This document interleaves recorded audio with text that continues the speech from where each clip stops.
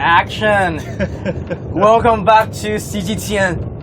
Ambitious special program, New China, 12 days, 3 different routes covering almost the entire China, and in a bus, mobile bus on wheels, and I'm Changchun. I just got on this bus yesterday, and you know what, someone even came after me. Jonathan Bass. Yes, it is so great to be here. I'm fresh-faced, just got off the plane yesterday, arriving in northeastern China. I gotta say, when I look out the windows of this bus and look at the scenery around us, it is absolutely gorgeous. I love the scenery up here. It's green, it's lush, the sky is blue. It's a clear day. In fact, I saw cornfields earlier. It's very agriculture. It's a really nice part of China, so I'm super excited to be driving across the northeastern part of China, one of 3 teams that we have, as you guys know, traveling across China. But today, we're talking about something a little interesting here. We're talking about Chinese film studios. We're talking about movies, yes. And we're in northeast China, and there is one of the earliest film studios established since the establishment of the People's Republic of China, the New China. The first one. In 1945 it was founded, the first one after China, then modern China was formed in 1949. Changchun Film Studios. You got it right, I'm practicing the name, which is not too terribly far from where we are in Jilin province. So let's bring in our guest here, because we're talking about film studios, and with us on the road, Professor Benjamin Qiao with the Paris School of Business, and Professor Tong Jiamin he's a current affairs commentator. Thank you guys for being with us. We appreciate it.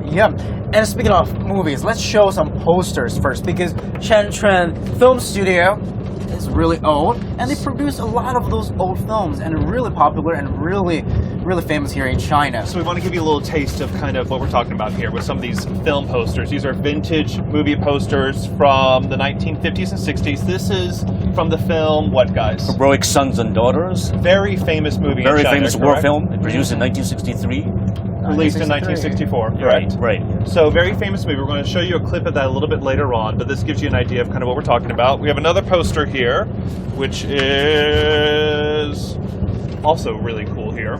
What is this one? Also, Get Soldiers from the Icy Mountains. Soldiers. This is from 1963, I believe, right? Yes. Okay. And our final poster, it's a beautiful woman. Wow. The third sister of the Liu family. I mean, Liu Sanjie, right? Liu Sanjie, right. This The movie, third sister, from the Liu family, Got it. Okay, and this is from the same era, I believe. Almost like that, right? Okay. 1950s. Okay, so this studio is still in existence today, but we're showing you some of the classic films that they're really known for from the early 50s and 60s. The studio's had a very interesting history, interesting transitional period. We're going to talk about all that. But first off, guys, let me first get your thoughts on Changchun Studios. Just give us an idea of how popular it is, how well known is it in China? Well, Changchun Film Studio actually came from the old studio set up by the Japanese during their occupation in the 1930s and 40s, but later on it was integrated with Yan'an Film Studio. Yan'an, also the wartime capital of the communists back in the 1930s and 40s. And so the 2 studios actually combined, and with all the professionals, in fact they are actually the first film professionals produced by this very country, called the 3rd generation. Most of these people are revolutionary soldiers who actually taught themselves about filmmaking during wars. I mean, the war against the Japanese aggression, the Chinese Civil War between the communists and the nationalists, and also the Greater War, the Second World War in general. So they train themselves during wartime, they make films about war, and they themselves are fighters in wars. So most of their films are actually war films. So Changchun actually is the first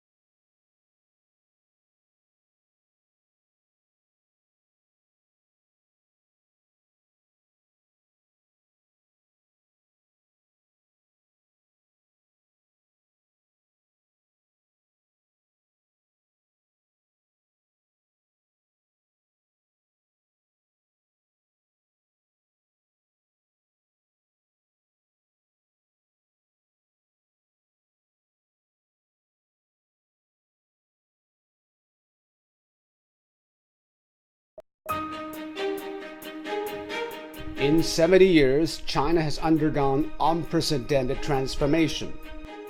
From its old industrial base in the northeast to its new manufacturing powerhouse in the southeast and to its emerging southwest, CGTN offers you a panoramic view of contemporary China.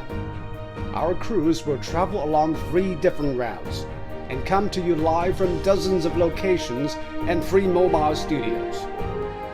Join us for an all-inclusive look at China on our TV channel and digital platforms, September the 9th to the 20th. It is New China, then and now, in celebration of the 70th anniversary of the People's Republic of China, only on CGTN.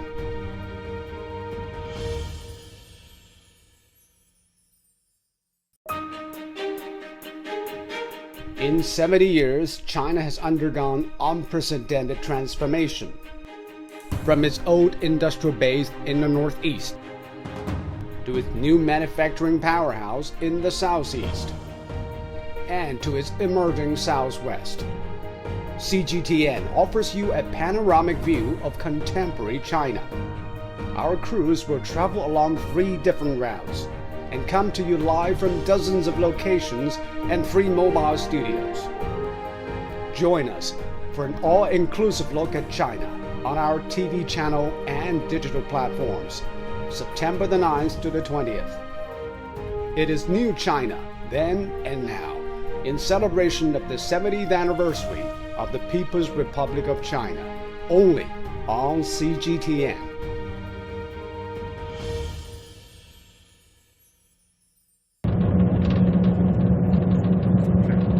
And welcome back. Sorry, we had a little technical difficulty there, but we are on the bus traveling across rural northeast China at this point. And our topic today is Chinese film industry. Specifically, we're talking about the Changchun Film Studios, which is not terribly far from where we are. It's modern China's first major film studio, still very big production house, very popular, very well known. So let's bring it back to our guests and pick up that conversation. So, Professor Tong, you were talking about how earlier a lot of the soldiers who fought in the war went off to start this film studio.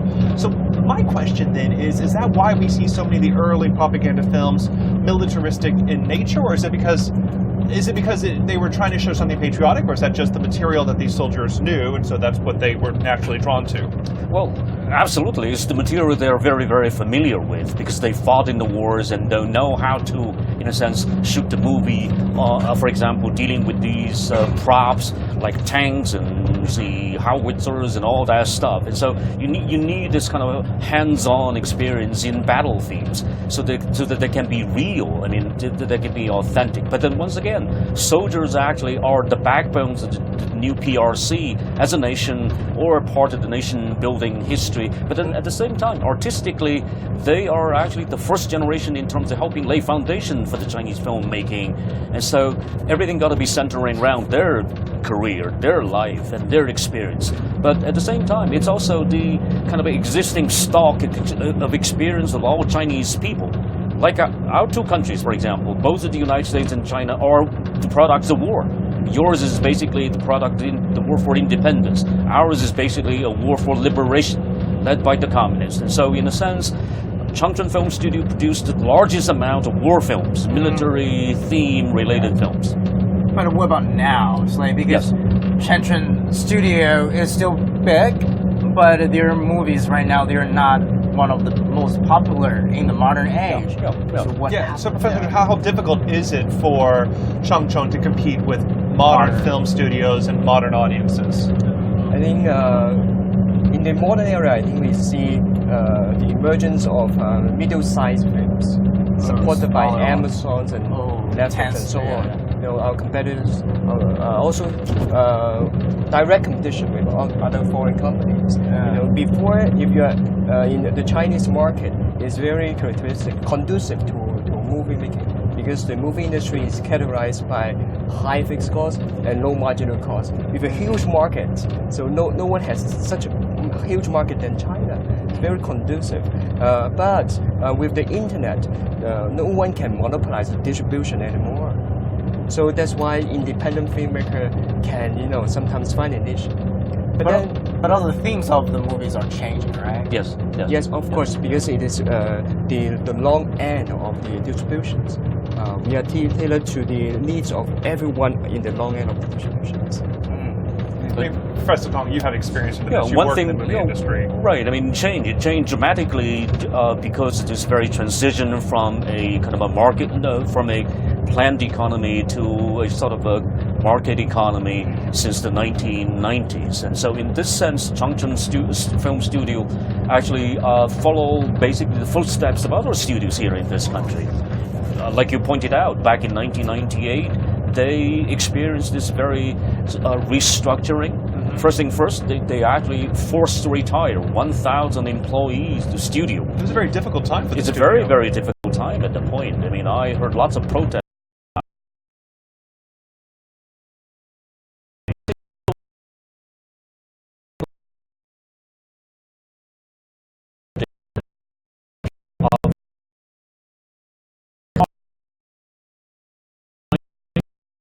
Theme films to what they call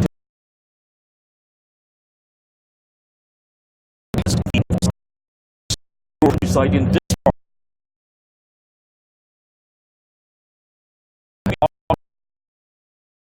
They turned all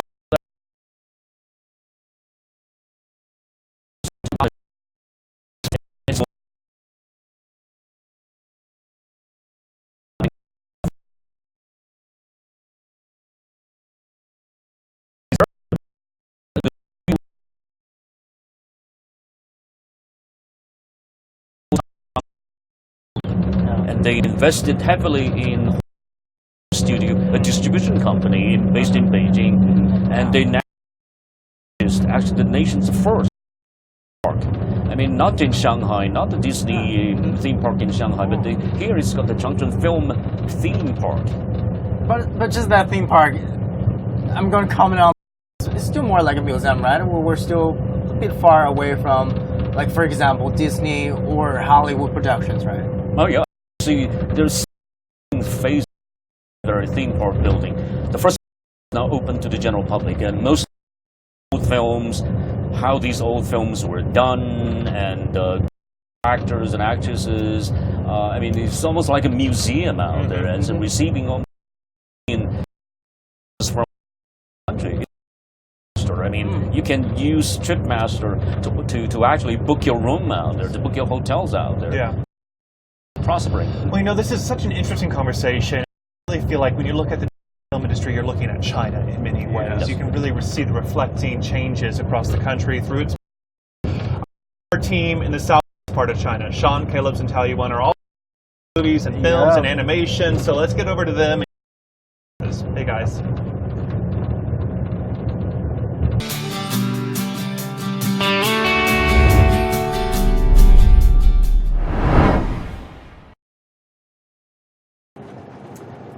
Chen and Jonathan, thank you very much. And Jonathan, on behalf of all of us from the Southwest, welcome to the big show here. We are cruising through my good BFF's adopted town of Chengdu. We can give you some wonderful shots outside. A little foggy this time of morning, but that's to be always expected. foggy because it's a basin. It is a basin. But it's a great city. I mean, there's a lot to like here. There's the history and there's the modernity. Exactly. And we're going to be talking about movies, and Chengdu has a very integral role in the movie industry throughout China. And this whole city, the way it's laid back, the way people enjoy life here. As you can imagine, going to movies is quite popular here. One of the top 5, I'm told, of watching movies throughout China, the 5th, number 5 in terms of the number of people that go to see movies. And if you consider the population compared to other cities, it's just pretty amazing that many people go out. And also some very popular movies, some very important movies that do have ties to Chengdu. Zhejiang, wildly popular animation film that came out this year. And one thing that's great about that, Taoyuan, is it has a wonderful storyline. So the animation may be great, the the sounds, maybe the voices that are dubbed over may be very cute and adorable, but without a really good story, it's only going to go so far. Exactly. And I think people in Chengdu really take their movie seriously. This is China's leisure capital. This is China's so-called happiest city. When I first moved here 3 years ago, you talked about how this is my adopted town. When I moved here 3 years ago, I actually didn't know much about the city. So I asked my local colleagues, I said, what do you do every day? And they're like, we play mahjong in the morning, we go to the hot pot in the afternoon, and then we go to the movies at night. I think that just goes to show the importance of the movies to local people. But I think cinema was only introduced to China in 1896, and a little more than 100 years later, Hollywood is saying that China is going to be the biggest movie market, and ticket sales reached $7.9 billion last year. That's a lot. That's a lot. So let's put this into perspective, shall we? Yes. And we have two wonderful new guests today, Mr. Liu Baocheng, our current affairs commentator, and also Tom Fu, a movie translator, and also my good friend. Yeah. Thanks for having me. Okay. You're welcome. Yes. Okay, Mr. Liu, can you, first of all, just give us a general picture of where China's movie industry stands at this point? Well, right now, the homemade movies now take roughly 60% of the entire market. The box rate has been growing on a very steady base over the past years, but still we import a lot, and particularly from Hollywood movies takes like 30% of the entire market share. But now China is now diversifying its import market, from South Korea, from India, from Spain, etc. So in a hope to really enrich people's life for the entire nation. And also you notice a general divergence of patterns, because people normally would like to stay at home and get all the life fed, from ordering food to ordering movies, etc. But now we see a new rising trend that people wanted to go out and experience themselves. So one of their pattern is really to go to the movies, with popcorns, with their family, or with their romance partner, etc. So this also has to do with the quality of the movies provided, because we do notice that even the Chinese movies, they're not really doing the paintbrush work, but rather they make it very colorful and with all the high tech involved, and that is really attractive to many of those segments of the market, from the elder generation to younger kids, etc. So it's rather amazing. We do notice that many of those cities like Chengdu, they wanted to create Chengdu as a beautiful spot to attract tourists. So one key for tourism is to hold on people to stay for extra hours. A movie is the right tool to hold people to stay longer here. Absolutely. And also, it provides jobs. You're a voiceover actor as well. Give us a little indication of the kind of things that you work on, practice, and are involved in. Well, we're actually shooting a movie here. As you can see on my T-shirt, it's Raphael Lover and from Shanghai to Shanghai. I was gonna say, this is really funny because Tom's not from here. He's based in Beijing, and he basically texted me while we were still in Ya'an yesterday, saying, do you want to come out for coffee? I was like, how about an interview? This is how we get a reunion. This is how we get a reunion. Yes. Where's the coffee? I mean. So I basically just yanked him off set to join us. So thank you. Tell us a little bit about your movie first. I'm a dubbing director, and usually we're working in the post-production period. Right. But now we want to make sure that everything is okay in the post-production. So I'm on set to see how a movie we shoot. And we found this city has great charisma, and that's why we put it here in Beijing at the same time. And we actually shoot a lot of scenes in here. And we found they actually have different buildings, and they have gorgeous villa. And because we shoot the films there, and found that people are very humorous, I would say. They're in the character immediately. Right. And we got a great environment here. And we found it's quite experience for us to shoot a movie here. Right. But you were just asking Tom for a little taste of your... Some of the voices. Yeah, some of the voices. Oh, okay. This is a great city. I love the city, especially I get interviewed in CGTN. Do you like it? I love you so good. So good. Guess who that is? Jeez, I have no idea. I only hear that voice in my sleep now. Mr. Liu, let me ask you though a bit about, let's talk about Zhejiang, that movie. It has connections to Chengdu, wildly popular. Yeah. What do you think made that? As I understand, Tom said it was the second highest grossing film in China. And guys, where you have technical issues every now and then, I got to bring one up. If our folks could redial, we have lost our hearing. We cannot hear the studio, hear our friends back in Beijing and the Northeast, but that'll be taken care of soon. But now let's talk about Zhejiang, how influential that movie is going to be, and it kind of set the bar pretty high for animation. That's right. I think one is that it has very strong cultural roots here because it goes back to the Chinese legendary history, and then it was further depicted in the Monkey King, and so both kids and adults really are familiar with this figure. But this new movie depicts a new picture, and now it paints Zhejiang as something that is born with more of the human evils, and then by his growth of intelligence and by the surrounding environment, particularly the parents' love and his siblings, etc., it gradually turned into something that is benign and virtuous with all his might. So, which means that people have vices, but it can be turned into virtuous given the surrounding environment. So it really, in our management, we call it the field theory, where the behavior is the function of the environment, interacting with the particular subject. So it really it is a popular figure, but it really tries there to reveal the certain humanity behind it, and in the end, it's what we call today, even politically, the positive energy that is being injected, but with all the excitement, with all the twists and turns along the story. So it is really not a surprise. It is really success in a box rate.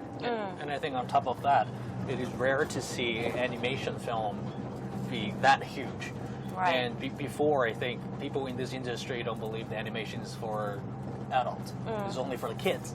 But now we see more young people and get into the cinema and watch this film, and they pretty like it. And numbers doesn't lie. Yeah. And before that, I think it was in 2015, the return of Monkey King, and everyone is waiting for the next thing.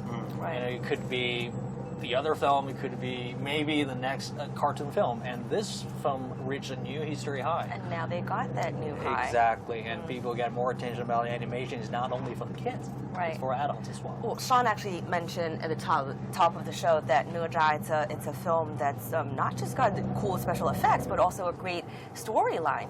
Zhejiang is actually a household name in Chinese legend. Right. Tell us a little bit about the character first. What the storyline is about. The storyline is about this kid being misunderstood by people, and Right. people got fear of him. And he just wants to prove that I am me. You don't change me. If you want to be bad, I can be a really badass. But because their parents really loved him, and he only got like 3 years. 3 Don't years. watch this if you haven't watched the movies yet. 3 years on Earth. So the parents really loved him and want to save him. It's a very Chinese way of parenting kids. A good message to send to young kids. And too. the fact the director is from Chengdu as well. What does that speak about this area and the creative atmosphere that kind of fosters? I think this is more about the Chengdu spirit.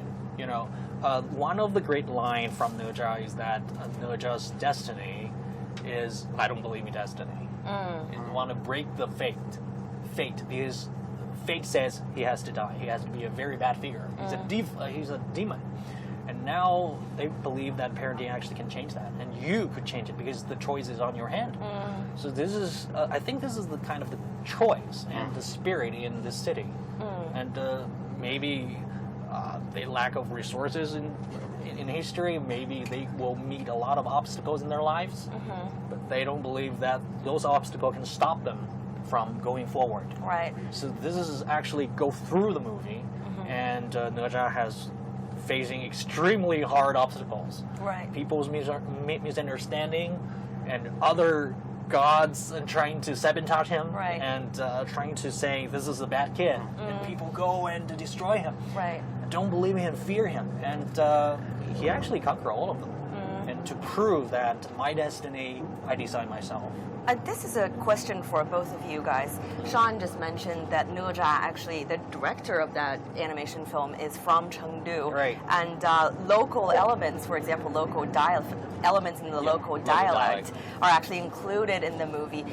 I just think, I mean, China is such a big country with such a diverse dialects, cultures, people. And I think the fact that the movies today are, are becoming more inclusive, voices of more people are heard. They're representing more people in China. I just think the fact that is happening is great for the movie industry too, because it's more. I think like the variety of China. We do have different dialects. We have every direction, I would say. We have Shanghainese, we have Cantonese, we have Chengdu dialect. And in Beijing, we do have our own way of speaking, even though you might think you understand, but we do have something. But I think that's actually it's kind of a reflection of vivid culture in China. Right. And because Nezha's director was born and raised here, and actually the dubbing director was born and raised here as well, because they want to translate the spirit to Mandarin to let all the people in China understand it. And I think that's quite impressive. Right. But I know you're proud of the Chinese film market because you work in this industry. Sure. Mr. Liu, are you a big movie goer? Not exactly, because I would love to see more of the movies, but because of the limitation of my time, life is getting short, so therefore I have to work more. That's what Netflix is for. Yeah, but I keep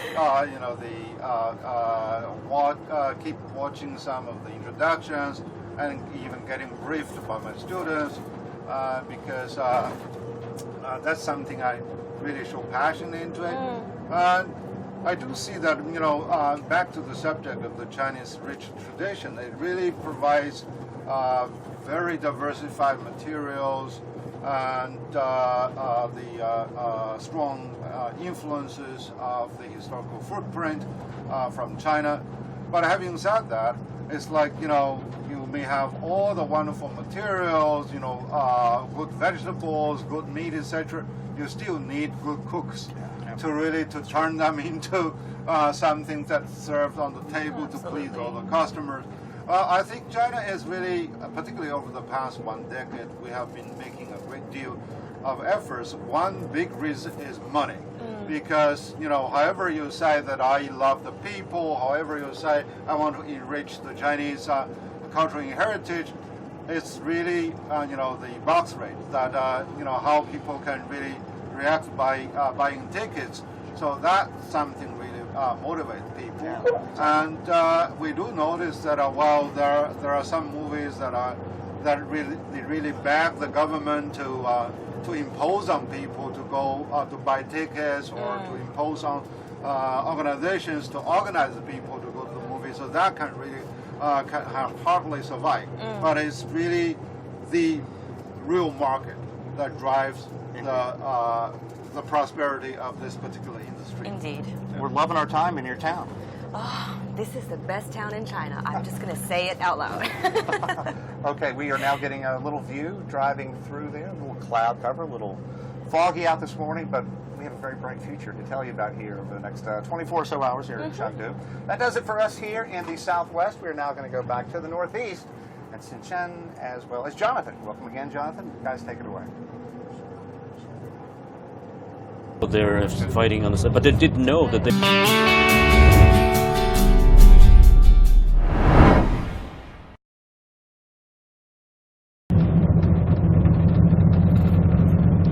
Thank you, Sean, Caleb, and Taoyuan. So, we were talking about Changchun Film Studio here in northeast China, right? Such an interesting conversation. We're talking about movies. What's not fun about that, and Chinese movies in particular, because we are on our way to the general area of this very famous film studio. We want to show you a clip of one of the films they're most known for. It's that movie poster I showed you earlier. This one is called Heroic Sons and Daughters from 1964.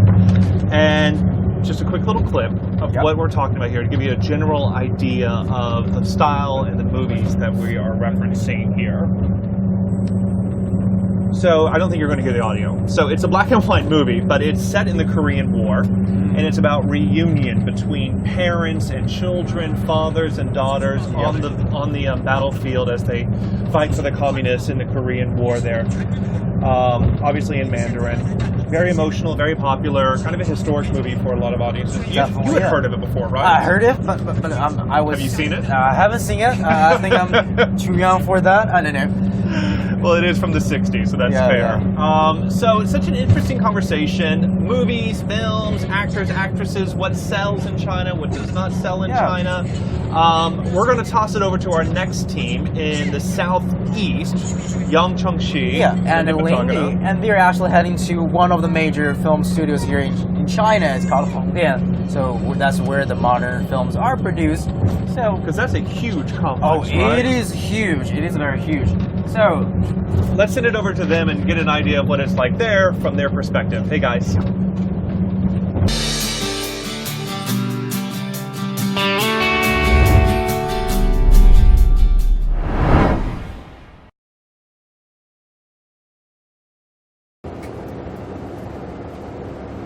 Hello and welcome to the Southeast Road. Now, as you can probably see outside of the car, we are in the Summer Palace. Well, this is not the real thing. The original palace was in Beijing. It was built in the Qing dynasty in the 1700s. It was, according to history books, so magnificent. It was called the Gardens of all Gardens. But it was destroyed in 1860 by British and French forces. However, this palace is now coming back to life in Hengdian County in Zhejiang province. This is a massive outdoor studio for TV and film production. Now, this place is built to scale, and according to the developer, features some 95% of original architecture. And we saw some not only Chinese-style palaces, but some Western-style building, isn't it? Absolutely. You know, driving around here, it's not just like you're being transported to another world, but several worlds. I mean, the backdrop in 1 minute it's German, the next time it's we saw Russian. Some Russian-style building. It's quite We saw some archgates that reminds me of Berlin. Well, before we move on, now here's a story to tell you what Hengdian is all about. It's where many film memories are made, often invoking a sense of wonderment in audiences.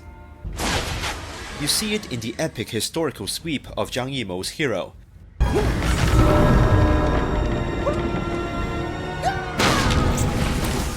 and the kung fu fantasies of Rob Minkoff's The Forbidden Kingdom. This is Hengdian, a remote town tucked away in eastern China's mountainous Zhejiang province. Yet, with 21 filming lots spread out over an incredible 30 square kilometers, it is home to the largest outdoor studio in the world. You can see our development to the scale today as a microcosm of the development of China's film and TV industry. As dramas and movies flourish, they need more scenes, and so we continue to build to meet that need. From a replica of the Forbidden City to a realistic representation of a Song Dynasty scroll painting and the palace of China's first emperor. Within just one day, you can literally travel through China's thousands of years of history. And from the first set built in 1996 to more than 100 lots and studios today, Hengdian's growth in just a little over 2 decades is perhaps as magical as the films made here. Yang Chengxi, CGTN.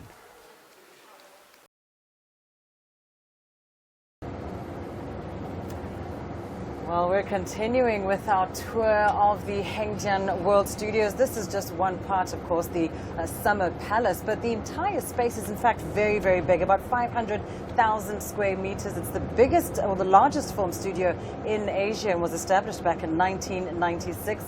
In just 20 years, it's earned itself the name Chinawood because it is the set of many kung fu films, many imperial themed shows. In fact, 70% of all of China's films and television series are shot right here. Yeah, and this place used to be like acres of farmland, but now it holds many records. Now get this, it has the largest indoor Buddha figure in China. It has the largest indoor studio in terms of scale.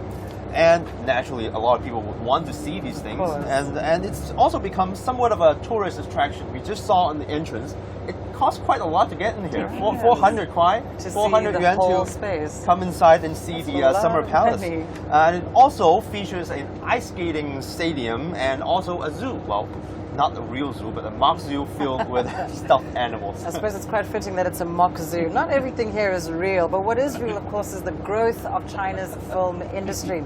Let's bring in our guests now, joined as usual by Professor Zhang Gong, who is from the University of International Business and Economics, as well as Professor Lin Boiqiang from Xiamen University. Professor Lin, let me start with you. This testament, driving around here, and rather this place, is testament to the growth of China's film industry. But would you say that it has matured to the level of being competitive with the likes of Hollywood in America or Bollywood in India? Let me start with some of my personal touch of this one. I really don't have time for movie and TV series, but I do know Hengdian. There was a movie recommended by one of my students, and I did watch it. It's about Hengdian.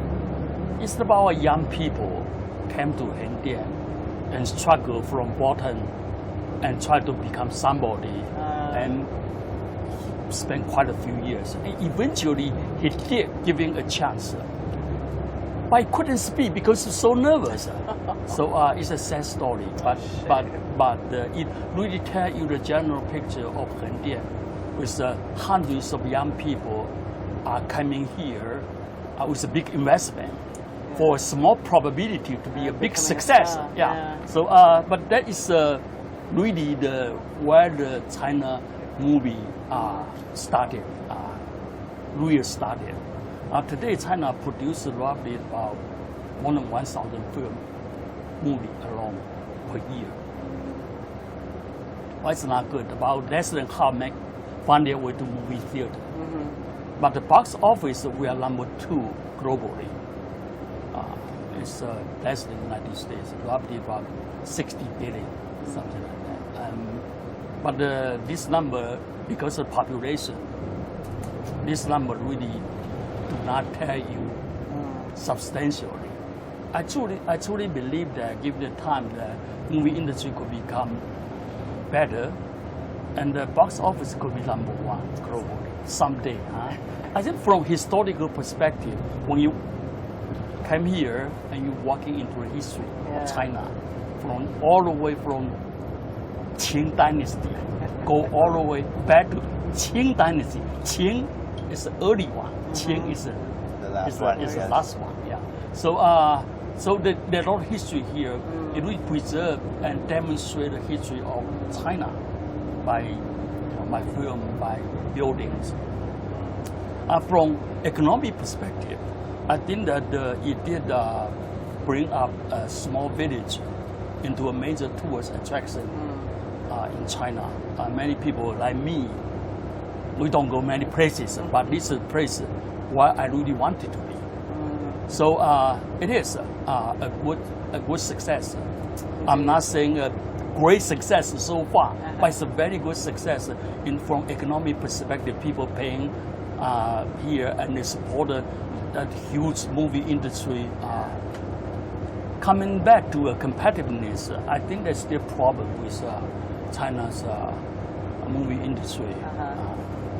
I was in Davos a couple of years ago, and I was invited to a Bollywood night with a lot of Indian movie stars and many guests from different countries. And I was talking to one of them, and they say that Bollywood is the largest one in the East, I said, no.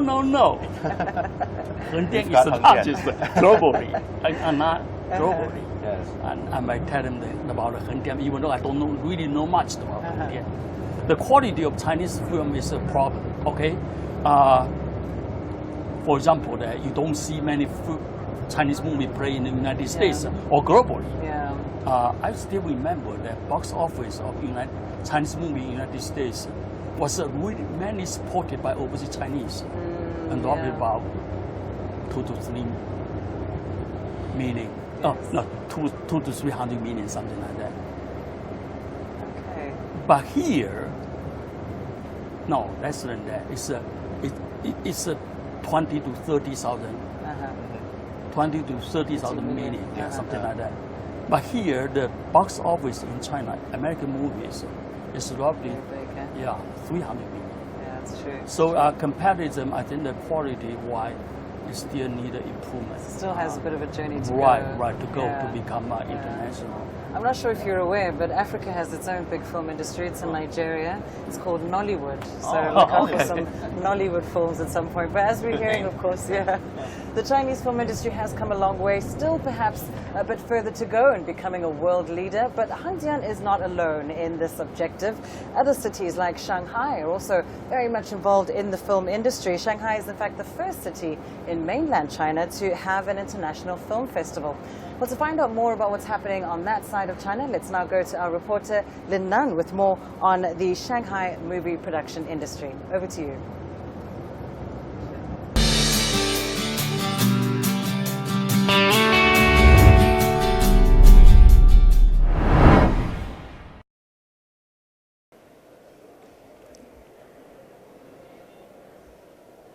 Hi everyone, welcome to the CGTN live streaming platform. I'm CGTN reporter Lin Nan, and I'm in the Crown Plaza Hotel, which is also the film culture hotel owned by the Shanghai Film Group, and it's one of the major venue of the Shanghai International Film Festival, and has a long story with the Chinese film business. And I'm very glad to be joined by Mr. Sean Ham, the general manager of this hotel.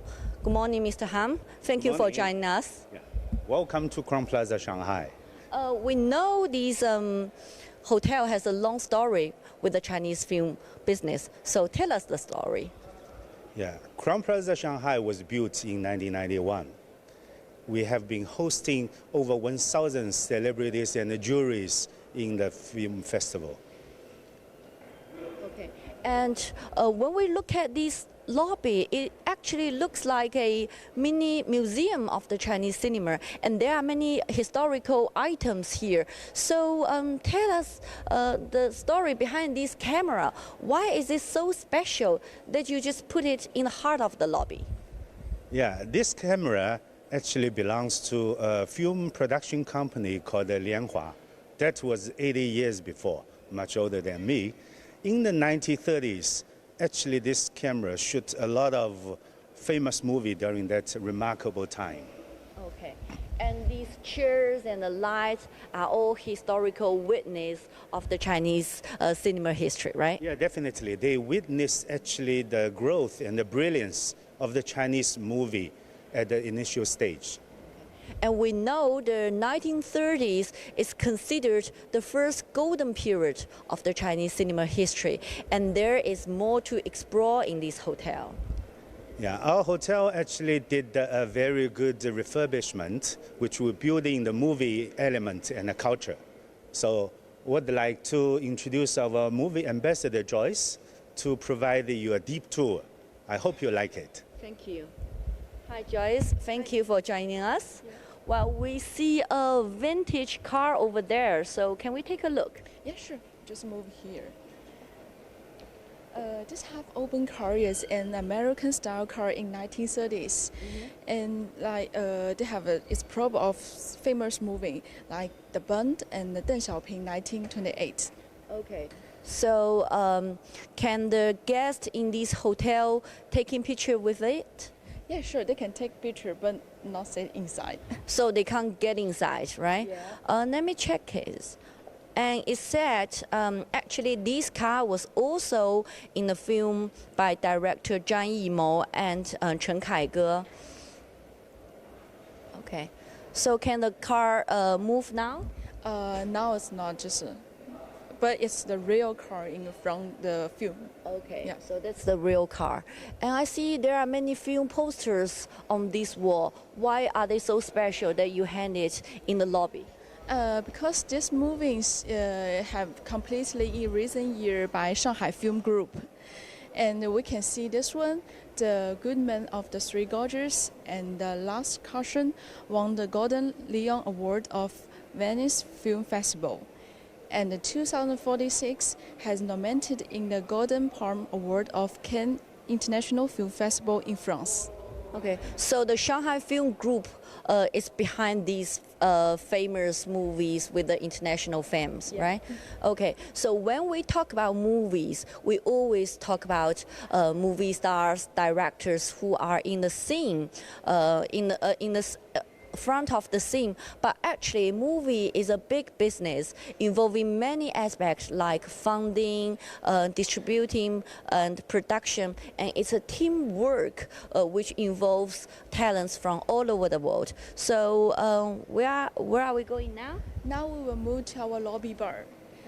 When you come to lobby bar, you will see everywhere is full of film elements here. Okay. And see the cameras, yeah, the projectors are scattered among them. And there is actually a screen over there. Yeah, they have the silence moving. Okay, so it is a private cinema inside a hotel. And like we mentioned, this hotel has been hosting the Shanghai International Film Festival for the past 2 decades. So there have been many celebrities stayed here, right? Yeah, they have like the photos and like the photo of plane on it. And this is our chairman of Shanghai Film Group, Ren Zhonglun, with the famous actors. And this is our executive director and general manager Yu Rongyang. Okay, so all big names in the film industry. So you got so many elements of movie in this cafe. Do you have any special arrangement in the food and the drink? Sure. Now I will show you the latte art of Monkey King. Wow, let's have a look. So that's a coffee machine. Yeah. Let's see what magic can this machine play.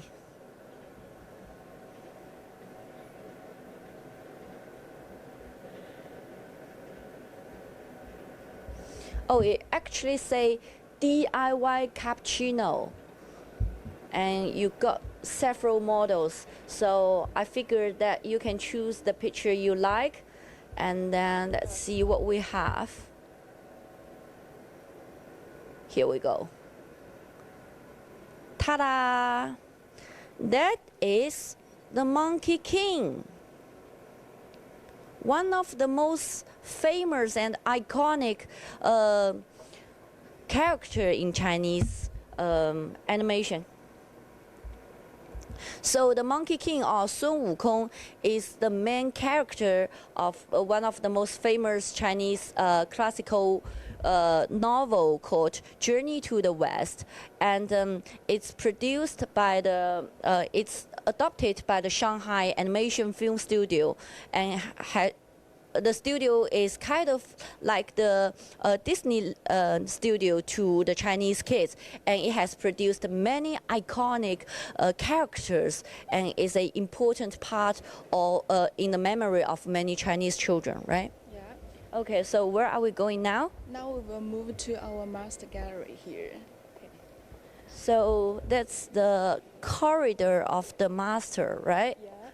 And there are many film celebrities from Shanghai, and every year we will choose them same person to display various kinds of documents here. Okay. And the first expansion of this year of this gallery, we will show respect to Zhejiang. So every year you will choose a master in the Chinese film business and to showcase the document and items of the master and to let people have more understanding of this master, right? Okay, so Xie Jing is this year's. And this one is like 2005. Xie Jing was awarded the title of National Outstanding Film Artist. And Xie Jing is actually a leading figure of the Chinese film business in his generation. And 6 of his films was was given the Best Picture in the 100 Flowers Awards. And he is the only member, only Chinese director to be the member of both the Academy of Motion Picture Arts and Sciences and Director Guilds of America. So here is another trophy. Yeah, this is like the Xie Jing's 50th anniversary, the trophy here. Okay. And this one is 1983 Xie Jing awarded the Golden Eagle Award. Okay. And now this wall. This wall is like the first of film history here. Okay, so there are many firsts on this wall, right? Yeah, and the Shanghai film has also an like irreplaceable position and creating many firsts in the history of Chinese film, and this is the achievements to directly show the Chinese Shanghai film and the outstanding contribution of Shanghai filmmakers. And Shanghai is known as the birthplace of Chinese cinema, and it has created many first records. The first ever screening of a motion picture in China was held in a private garden in Shanghai in 1896, and the first sound film and color movie was made here. Also, the Shanghai International Film Festival is the first A-category film festival in the country, right? Yeah, and our hotel is like is built as accommodation for this festival, and so our hotel is like participate in the film, the first of film history. Okay. So every year during the film festival, I guess this hotel must be packed with filmmakers and movie stars from all over the world, right? Yeah. Okay. And now we just come to our grand ballroom here. Mm-hmm. And every year, the Shanghai International Film Festival, they have like Golden Judged Film Form here. So this is why like our Grand Ball is named after Golden Judge Award. Okay. So when we talk about film festival, the film festival is not only about movie stars dressing up, looking gorgeous on the red carpet. It's also an important platform for industry insiders to exchange ideas, looking for opportunities, and getting aware of the industry trends. So every year in this room, the Golden Goblet Forum was held, and the most influential industry players will have a discussion here to talk about the development, the future of Chinese film business. Yeah, and like the film industry. Okay. Okay, now we just go straight this corridor and we will see the special expansion here. It's especially planned for the 70th anniversary of founding of People's Republic of China and 70th anniversary of founding of Shanghai Film Group here. Okay, so we see many elements of the film here, even the carpet and the shelf. Yeah, and this lamp, wow, you can even see the lamp here with the element of the film. Yeah, and these collections are like the play and the magazine and the documents show the great achievement of film industry in the 70 years of China. And look at here. Wow. You see this room, it's even roomed after Oscar. It's called Oscar's room. So let's find out what's inside.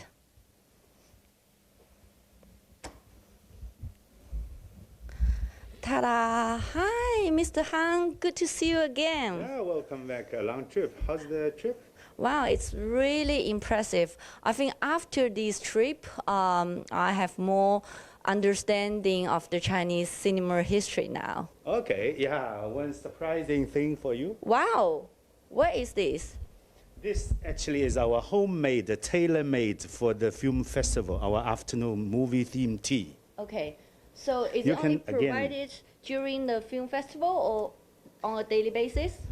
We promote this during the film festival, and then nowadays people like it. So this is a common thing provided in the afternoon service. Wow. Yeah, you can see the Monkey King again. Look at that. And the You've got the traditional- Monkey King. Yeah, Naja, Black Cat, all those are the... Oh, Black Cat. Yeah. It's another famous animation figure. Is that police? Yeah. Okay. So, Mr. Han, take a seat, please. Yeah, thank you. How long have you been serving in this hotel? I actually have been with the hotel for 5 years. I'm lucky, one of the members servicing our Shanghai International Film Festival every year. So, as a close witness of the Shanghai International Film Festival and the Chinese film business, have you noticed any change in recent years? Yeah, I have to say, one tremendous change is that people are not just coming to watch movie. Actually, more people behind the scene, like directors, professors from academy, they actually come here to introduce overseas movie. But more important, they are seeking for opportunities to develop Chinese culture and make this part of their movie in the future. So it's becoming more international on a global stage, right? Yeah, definitely. This is like a platform and an open window to the world. Thank you. Thank you for showing us around, and thank you for the afternoon tea. So, try it. All right, thank you. So, cheers. Cheers, wish you cheers, yeah. Thank for you. coming. Thank you all. That's nice. So here is the end of our tour in the Film Culture Hotel, and hope you will like it. And I'm handing over to my colleagues in Hengdian now.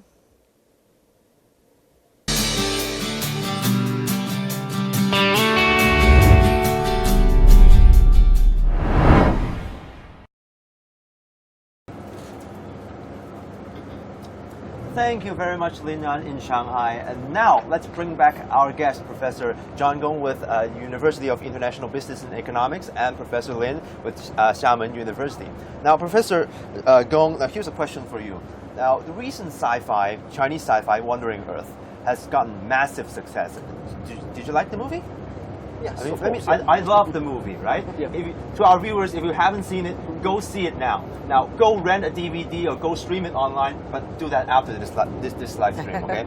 I've got carried away a little bit. Also, animation film, Naja, right? Recent animation film has gotten critical acclaim, right? I haven't watched that. But I would say other Chinese films on the market are uneven, the performances. So do you think the quality of Chinese TV or movie are closing in on Western competitions at all?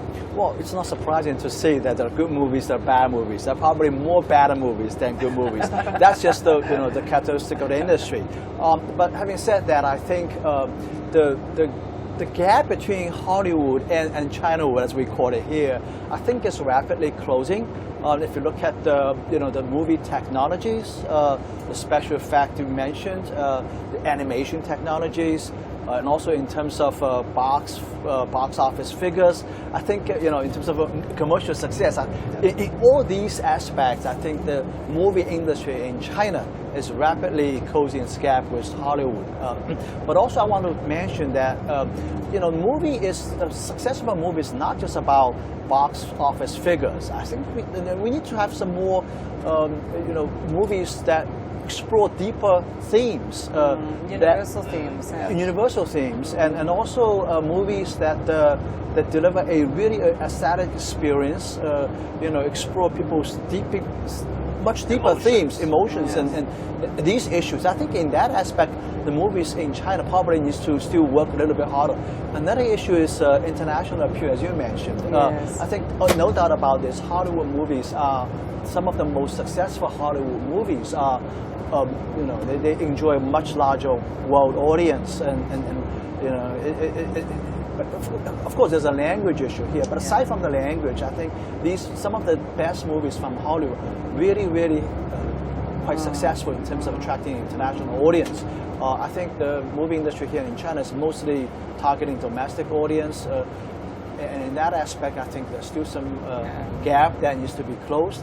So in conclusion, I think from movie making technology perspective, its gap is closing. From reaching an international audience, there's still a lot of room for improvement. Well, Changshi has made it very clear which his favorite movie is that we Wuthering all have Heights. to go and watch. It's so good. It's very good. I'm going to have to Have make you up a watched list. it? No, I haven't. So You should. if I'm going to draw up a list of Chinese movies that I must watch, obviously Wandering Earth is on there. Any suggestions from the two of you? He mentioned the哪吒. animation for the哪吒is pretty good.哪吒is pretty good. Yeah. Really good? Yeah. That's the I movie haven't watched. watched it yet. Yeah, it is very good. It also explores deep emotions, right? You get very emotional watching The it. universal Well, themes, right? Well, thank you very much for your analysis. Now, before we wrap up, I'm going to invite my lovely colleague Li Zhao here to read us some of the comments you've been posting. Li Zhao, come on up. Well, as she does, I'm sure you can still see some of the beautiful backdrop that surrounds us here. This is really an incredible place to drive through. I mean, Hengdian Studios is a world within many worlds within one world. We've been through, ancient China, the various dynasties. We've been through Germany and Russia, we were saying earlier. Yes. It's really quite incredible and Many something that. countries. Yeah, many countries. It's a beautiful, beautiful landscape indeed. So much work has gone into the the authenticity of these replicas that I'm even beginning to wonder if the trees are real. They're pretty well trimmed. Are they? Are these trees real? They are. I just want to make sure. I'm a little bit carried away by the sitting next to each other, different kinds of architectures. Yeah, side by side. It's quite an experience to see architectures of different regions, different countries, of different time, sitting exactly. next to each other. Yeah. It's quite an experience. Okay. Very awesome. Thank you so much for inviting me here. All right, I am Li Zhao with CGTN Digital, and I've been watching all the comments from all of our social media platforms, and we've got some very interesting comments. Only good comments. Okay, only good comments. I'm kidding. So there's Cynthia saying, this is fascinating. Thank you so much for sharing. There are people saying, great views. It is great views. There's also people saying, hopefully they will make some great movies. Wow. Yeah, hopefully there will be more in the future. Yeah. Definitely. And a lot of people saying, nice view, love it. Okay, let's check our YouTube channel. And there are people saying, Chinese movies I've seen the best. There are people saying, at least I've known Chinese film became the second largest market in the world office in 2012, and the gross box office was US dollars 6.58 billion in 2016. Some more critical ones, please. Okay, hopefully you got some real data. All right. This one's a nice one. This one is super nice one. Happy to see China is growing so much. Excited for the people here. There are also people supporting us. Hello, Southeast team. That place looks stunning. Yes, it is. Wow. A lot of great comments, but also we got this comment saying today's broadcast is so much better than yesterday's. Thanks, I guess. But you were here with us yesterday as well, right? Yes, that was my first day.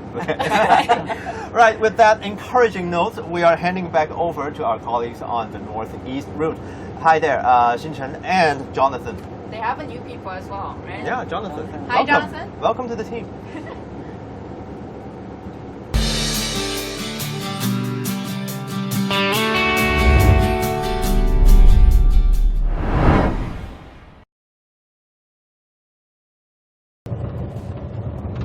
Well, it is great to have you back here. We are on the bus in northeastern China, in Jilin province. Yes. Not far from a very famous Chinese film studio called Changchun Film Studios. We're kind of headed that general direction right now. Yes, we are. It's only 2 hours drive away, but we're not stopping by this studio. No time. We are No on time, the go. yeah. A lot of China to see here. But in the meantime, the view is beautiful. The road looks great. Nice, beautiful green trees, blue skies, rural setting. It's really refreshing, actually, coming from the big mega cities in China. But let's get back to the film studios and talk about the movie industry in China with our guest here, who's been on the road with us from the beginning. So, you know, the big question, I think, that we have to ask. It's hard to make a hit movie anywhere in the world.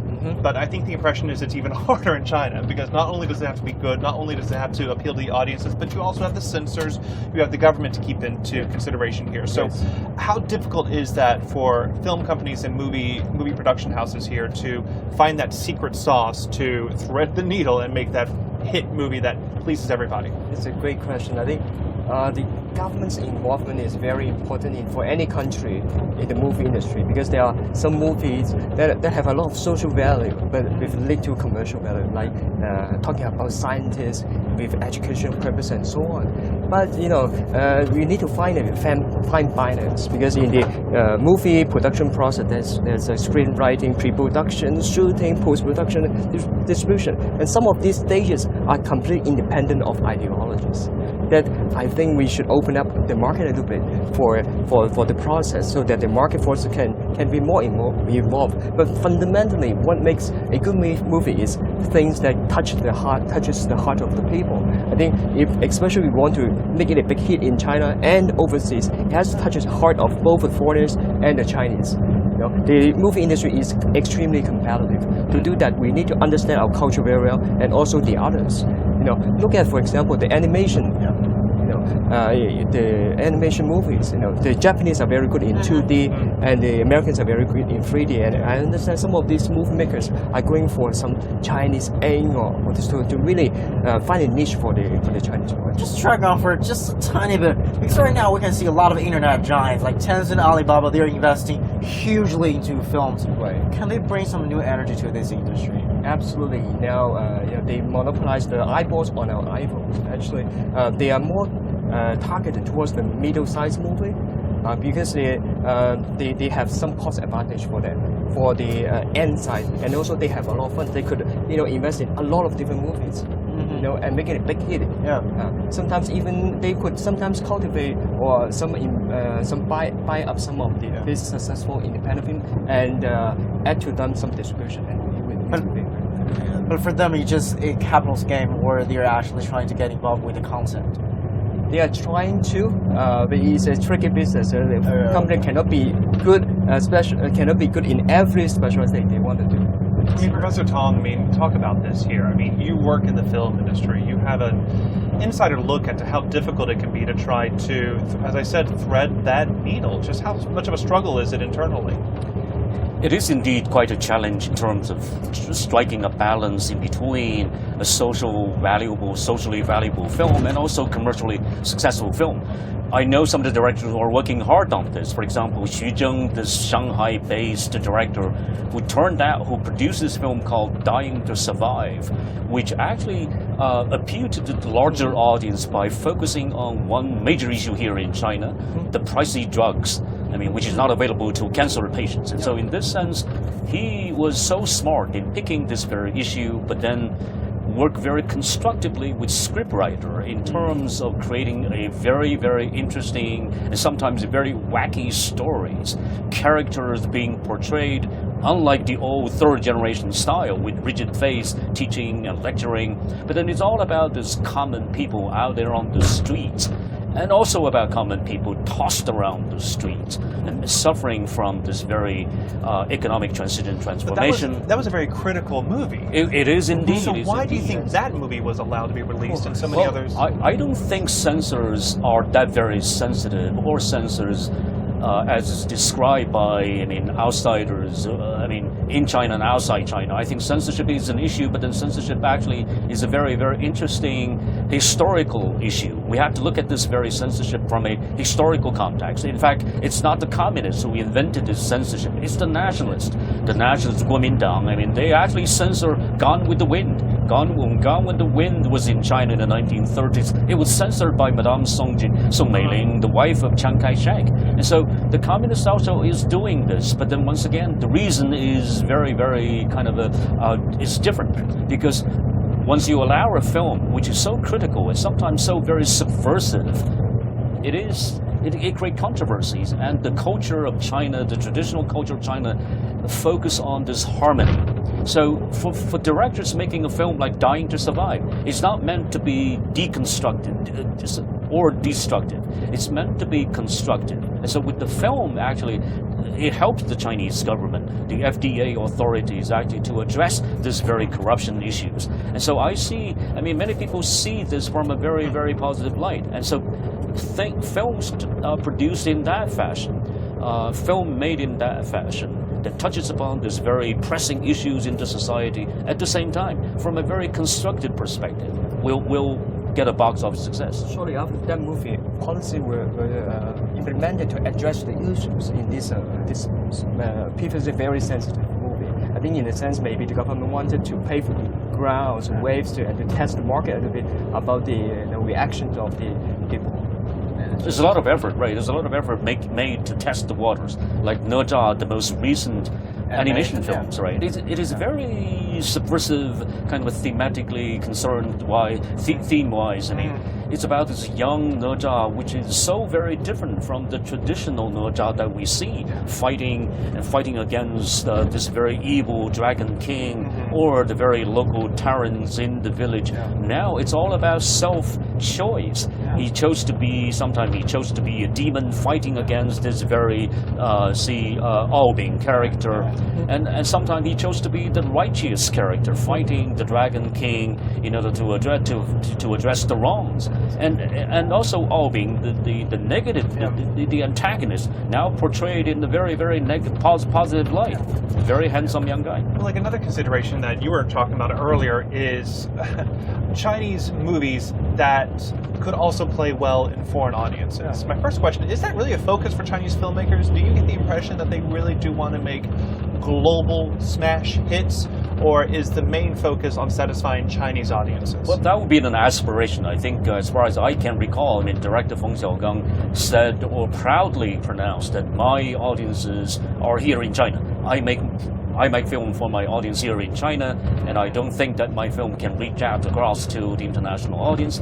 But then that said, he made great films that reach out to Hollywood. For example, The Assembly, called the Zhejiang. I mean, it was a great war film about soldiers wronged, the whole platoon being kind of slaughtered during the Civil War. But then it's all about getting great names and honors for these who died in those wars. I mean, I consider him like the China Steven Spielberg, making a kind of a Saving Private Ryan sort of film. So once again, films actually are reaching out, but then still we got some cultural blocks of stuff like that that prevent these Chinese films from being watched by or understood by foreign audiences. When you say cultural blocks, what do you mean by that? Well, cultural, what we call the cultural discrepancies. For example, China, in Crouching Tiger, Hidden Dragon, it's all about martial arts. But then Ang Lee was so successful in working romance into that very traditional genre of film. But then China doesn't want that very traditional.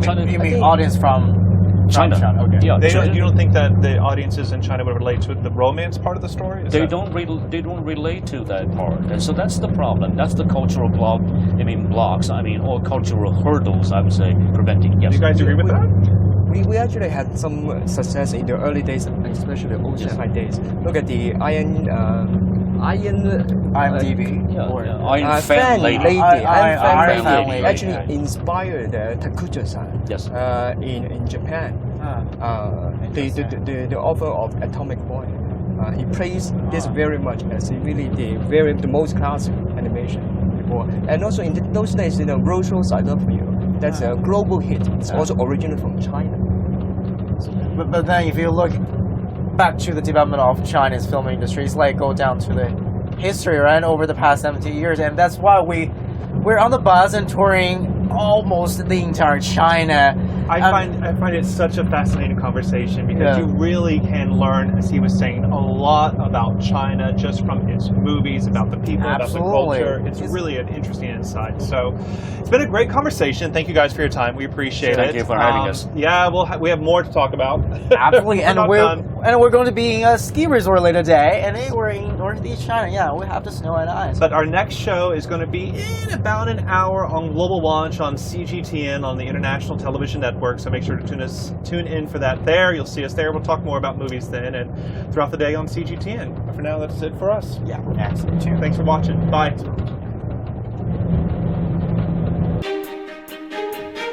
In 70 years, China has undergone unprecedented transformation. From its old industrial base in the northeast to its new manufacturing powerhouse in the southeast and to its emerging southwest, CGTN offers you a panoramic view of contemporary China. Our crews will travel along 3 different routes and come to you live from dozens of locations and 3 mobile studios. Join us for an all-inclusive look at China on our TV channel and digital platforms, September the 9th to the 20th. It is New China, then and now, in celebration of the 70th anniversary of the People's Republic of China, only on CGTN.